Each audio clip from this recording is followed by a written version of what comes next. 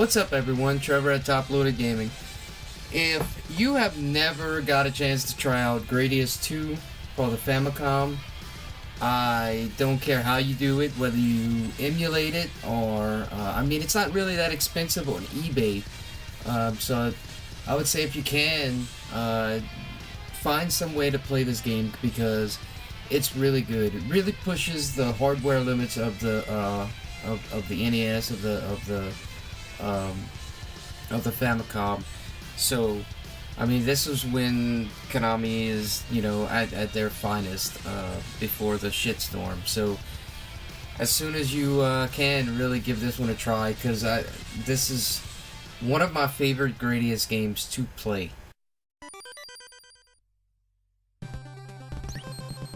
Alright, so I'm gonna go with that class because it has the spread bomb. Now, in Gradius games, what I usually like to do is, I start up with 2 speed ups, but, I play with more speed ups, but after I get those first initial speed ups, I usually just, concentrate on leveling up, and then I'll add more speed ups later. And typically, depending on the Gradius game, I like to play between 4 and 6 speed ups, depending on the game. And, you know, like the way this game handles speed ups and the way Gradius, the first Gradius on the NES, handles speed, they act completely different. I really like the way the controls work in this game.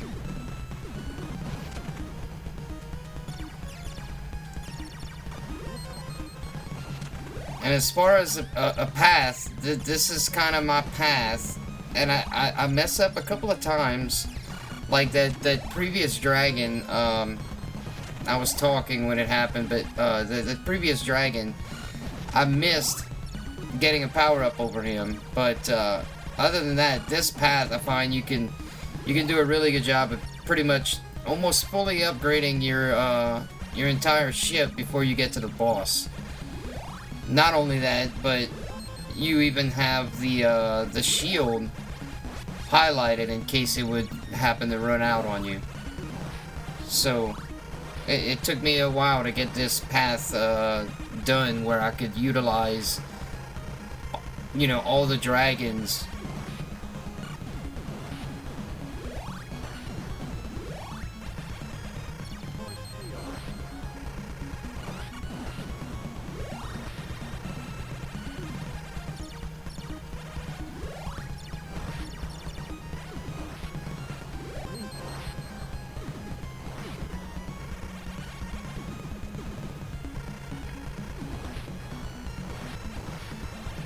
I usually wait for them to go at the same time like that before I pass through.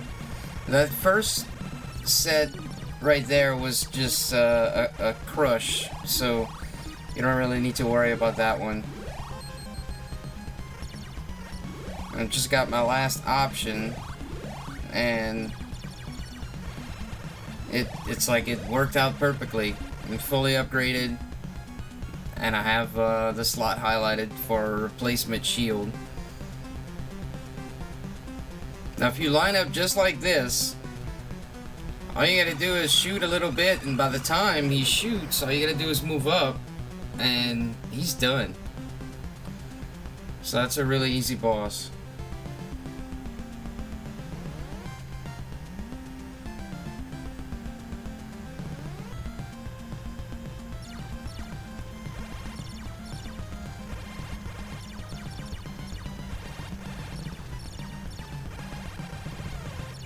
Now on this level, I tend to stay towards the bottom.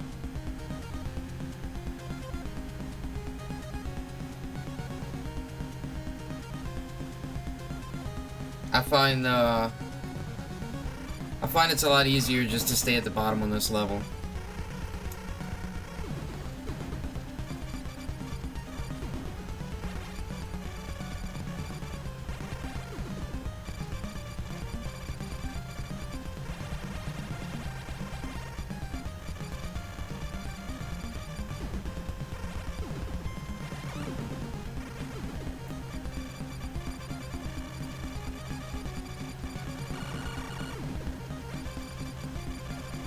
Now, one thing is I will be working on a lot more Gradius games in the future. I mean, I've already done the first Gradius.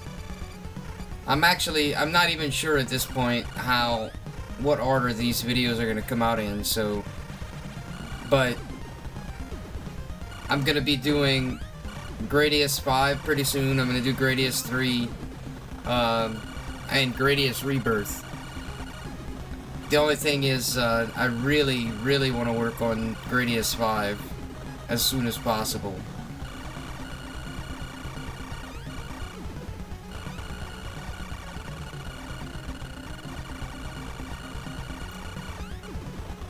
That's one thing about these spread bombs, is they do a really good job of inflicting a lot of damage and helping you out in a lot of different situations and a lot of different stages.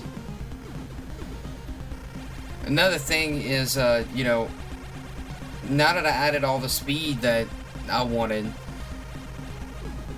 one thing with Gradius games that I would say is something good to do is you need to get used to being able to control your ship at a moderate level of speed. You kind of want to have a good bit of speed.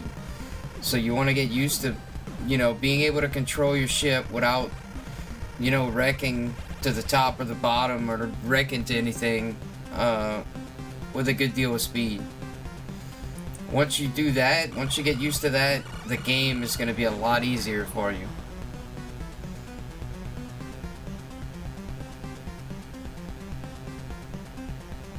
Don't just think, you know, that you have to hold the D-pad down when, you know, you're moving your ship. You can just tap, you know, the button a certain direction, you know.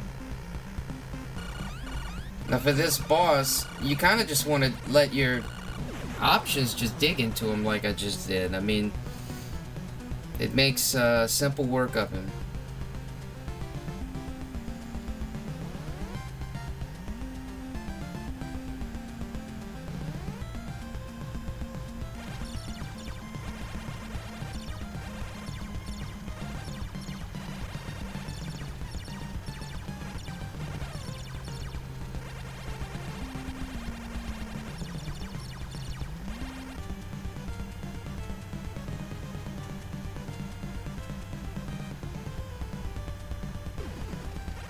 You know, another thing is I'd like to hear from anybody that's watching, you know, what is a game, you know, that has you stuck, that you can't seem to beat, but you really don't want to give up or whatever. What's a game that you'd like to see me work on? Even if it's not a game that you're trying to beat, just one that you'd like to see me work on.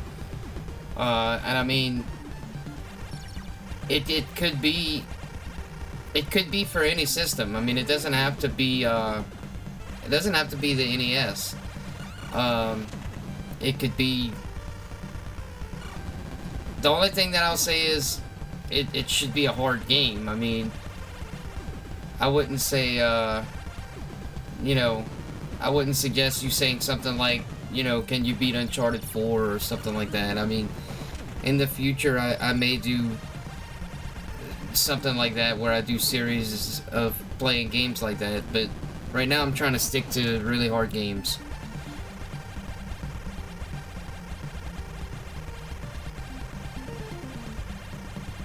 I know pretty soon I'm gonna probably do Cuphead. I really want to do that game pretty soon as well.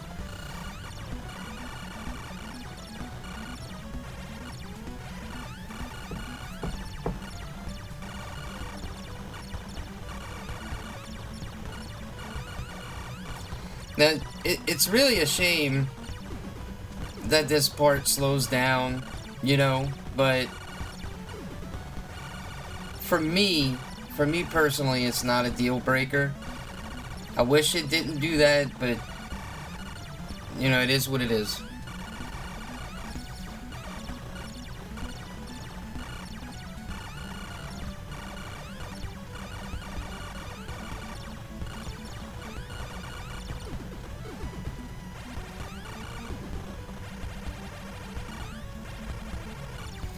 Now, something interesting I'd kind of like to mention is, okay, you've got Gradius 1, and I know I say Gradius, and I know it's technically Gradius, but I've pronounced it Gradius my whole life, and I'm not, this is always going to be Gradius to me, alright? So, as far as the differences between, you know, America and Japan, we both, America and Japan, got Gradius, okay? But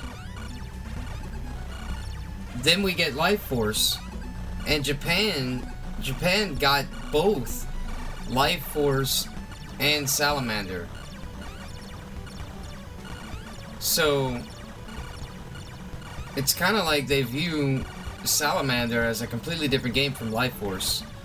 And I have both Lifeforce and Salamander for the NES and Famicom. And one thing I've noticed, now I'm going to interrupt myself just for a second. This part is really easy. I mean, just don't panic. This stuff right here is, you know, when I was saying earlier that you need to first, above all else, is get used to using a decent amount of speed. I'm not saying full speed, but a decent amount of speed, at least 3 or more. And once you do that, I mean, you just take your time. Don't get nervous, and that part is nothing. But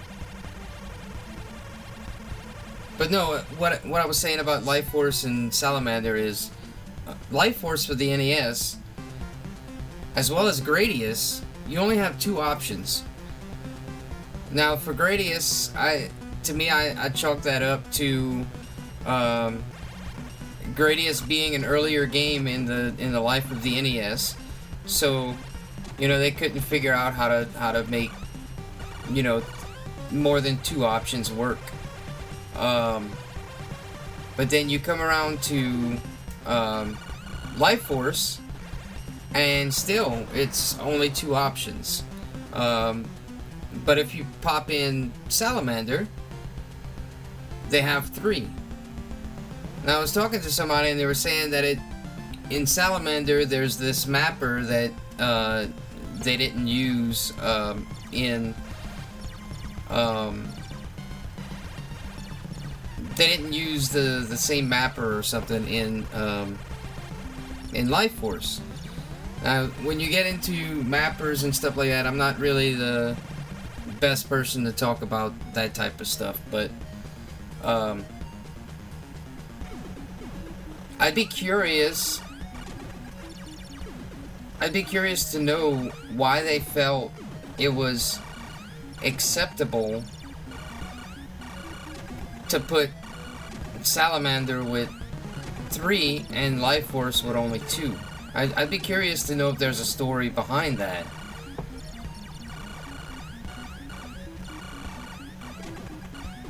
Because you gotta understand, this whole time, the arcades that were coming out of these games, they had 4 options. So it would seem like, you know, some of these people would have preferred to have 3 or at least 4 options. Because I mean, you know, look at this game. You know, it's got 4 options.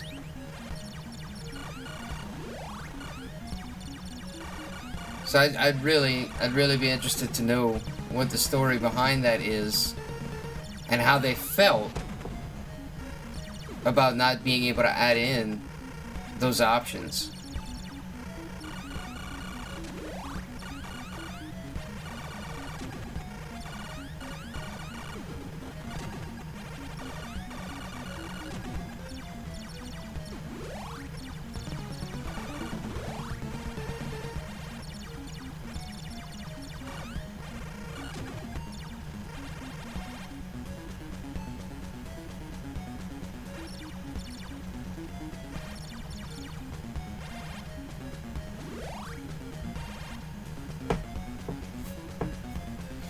Now this guy, you just want to bury your options in him. I mean, that's all you gotta do.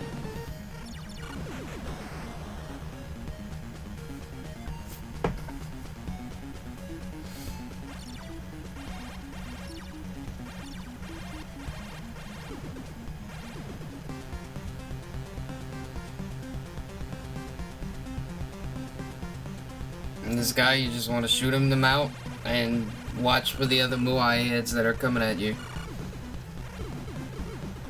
If you gotta move, move.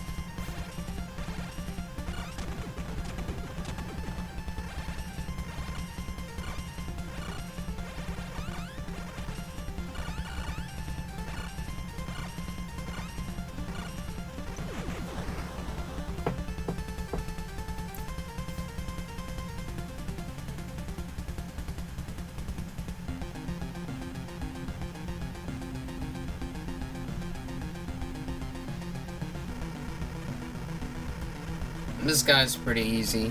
I mean, just line him up and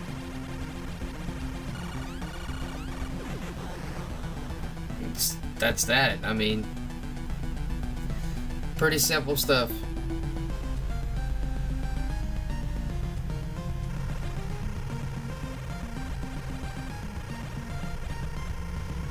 See, this right here is where the missiles, the spread missiles, really are useful.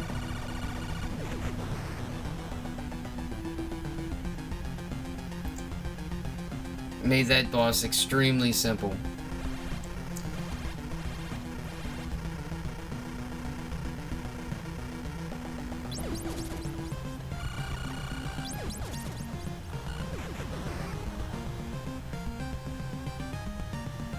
Notice how after each boss I keep going back to the edge of the screen and setting my options back up.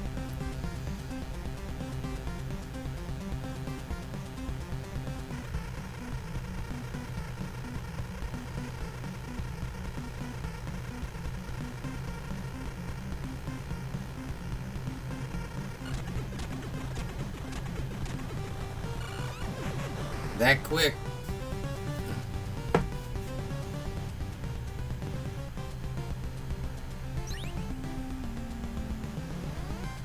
And for so long, this next level was the bane of my existence. But then I figured out one simple thing, which was to use the option. When you have 4 options and you use the option, your option starts spinning around you like this. And I find that that extremely helps in this specific level, because you have all sorts of things flying at you or walking on the edges, so it really helps.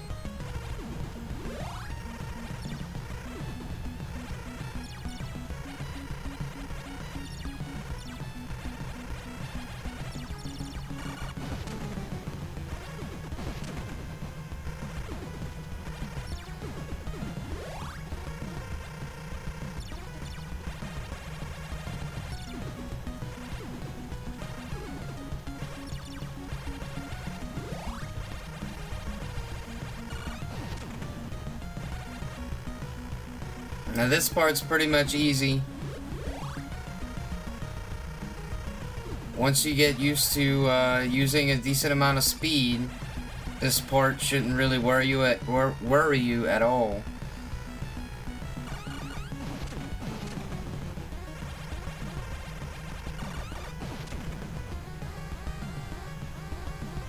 In some of the later Gradius games, stages like these can get pretty rough, but this one's pretty easy.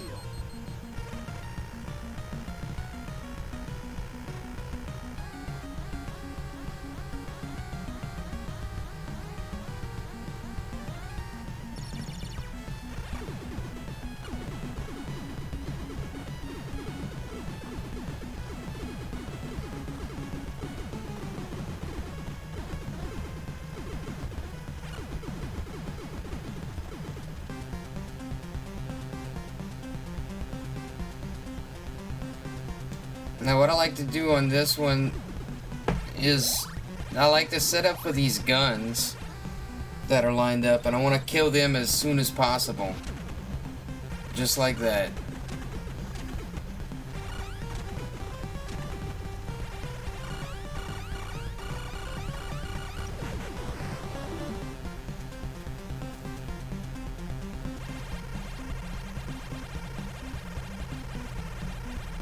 Now, honestly, after watching this playthrough back, there was probably an easier way that I could have beaten this boss. But by this point in the playthrough, I was so nervous to die. You know, in this part, let me just say, you just kind of want to hang back. Because, you know, a lot of times in the later Gradius games, a lot of times they would close doors that if you weren't past them at a certain point, you would die. You know, but this part doesn't have that, so you can just kind of take your time with it. But what I was saying about the boss is right here, I could have just set myself up on the center on the left, lined up all my options, and then pulled away just a bit towards the right. And I probably could have, maybe, I'm not sure, because I never tried it, okay? Maybe you can't shoot him right away like some of the other bosses. But it sounds like my shots are going in almost immediately, so it seems like you could beat the boss before you'd even have to cross him.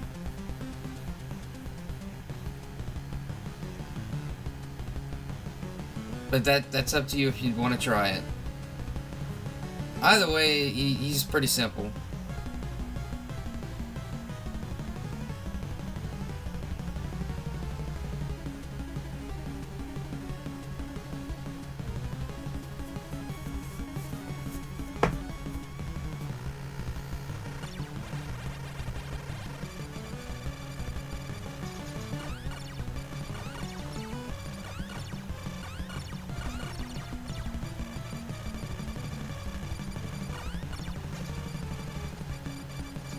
Now, some of you that have never played Gradius 2, maybe you've played Gradius Rebirth, you would recognize this this song. Now, for this next part, I move towards the bottom and I stay back. Move right then and there. Just don't move so far to hit this.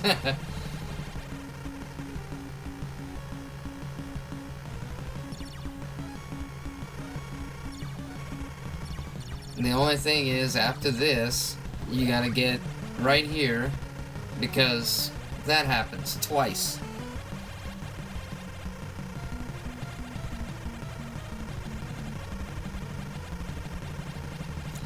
Now, the only thing that I kind of mess up on here at the end is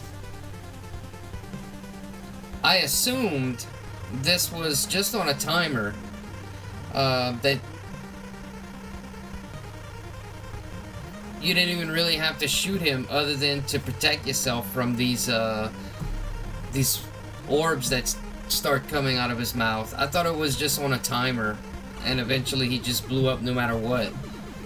So I just stayed shooting his mouth. Also, I thought, you know, if it wasn't on a timer, me shooting right here, you know, would work out. But it turns out it looks like you got to shoot at least his brain or above that.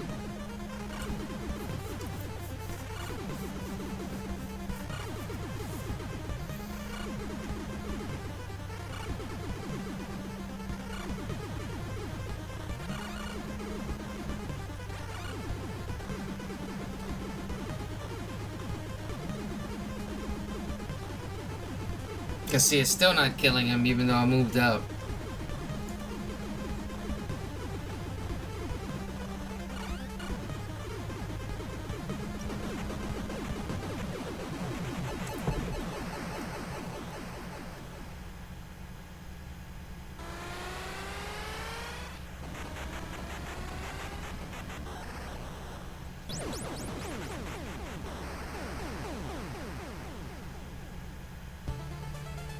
Well, that's it. That's